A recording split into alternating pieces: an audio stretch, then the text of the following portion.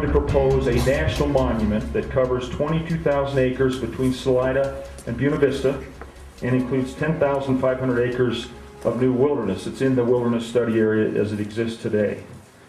And I believe my draft bill takes into account what the community wants to do in regards to protecting this area, but it also ensures that there's no disruption to existing uses. Browns Canyon is the most popular whitewater destination in the country, not just here in Colorado, but in the country. And it drives a lot of people to the Arkansas River Valley. And my proposal is aimed at making sure it remains a job-creating force in the region and across Colorado. And my goal is simply this. I want to build on the work that's been done previously and develop a plan that the majority of your community agrees will support your interests and your local economies.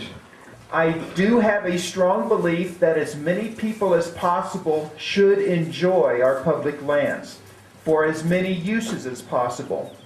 If we ever do restrict, though, and there are times and places to be more restrictive, like a wilderness designation would do, but we should approach that very carefully because you can't really undo that. At least it's never been done so far. I built my first kayak back in 1970 and basically wasted most of my life as a boater.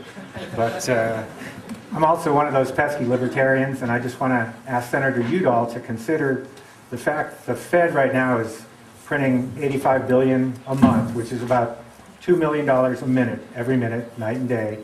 And if there's any way that you can see your way to using volunteers rather than increasing the size of the bureaucracy, I think we have plenty of people here that would volunteer to help with that. So, before the recreation area was created in 1989, there was so much contention on the river.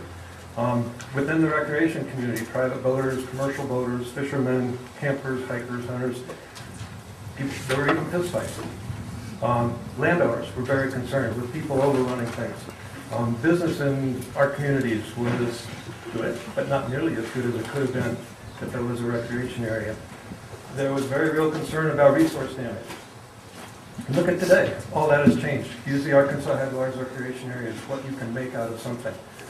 If they want to make it wilderness from one end to the other of Browns Canyon, 100 yards to the west, and to the Turret Road, the historic mail route on the east, I would be 100% in it.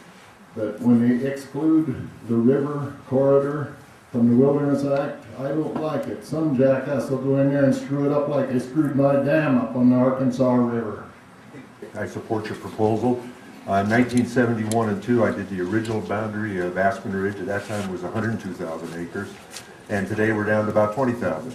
The key resources up there now are basically the wildlife. Those sheep need the protection, a little bit of scenery, a little bit of light backcountry recreation. But we've dropped 90% of the area out. I think we're at the time in life we can move forward, and I certainly thank your efforts.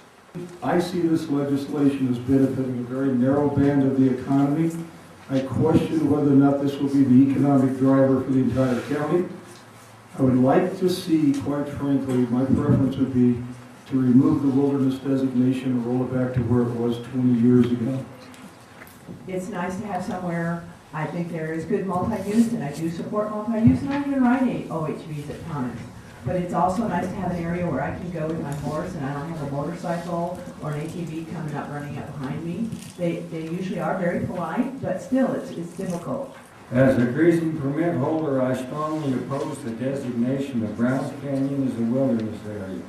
As a steward of the land, I have decreased my permit from 150 animal units to 35 animal units per year. Under current regulations and working alongside BLM Forest Service, we have improved range conditions. If Browns Canyon area is designated wilderness, we are unsure if many of these practices will remain.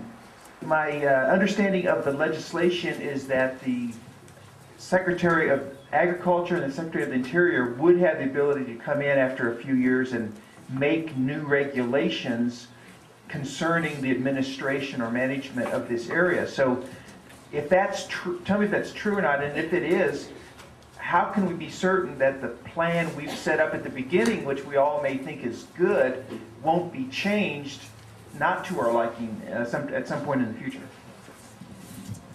The land is in its present form being managed by these three agencies together, Doug, and what your points are very good, and this is why the legislative language will be really important, and why we want to continue to work with all of you as we move forward to ensure that it's clear in the law what the Secretaries of Agriculture and Interior can do when we move forward.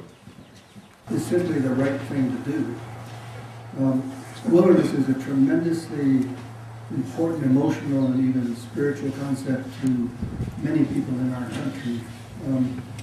And maintaining your proposal without further compromise, I think, would really speak to the desires of that constituency.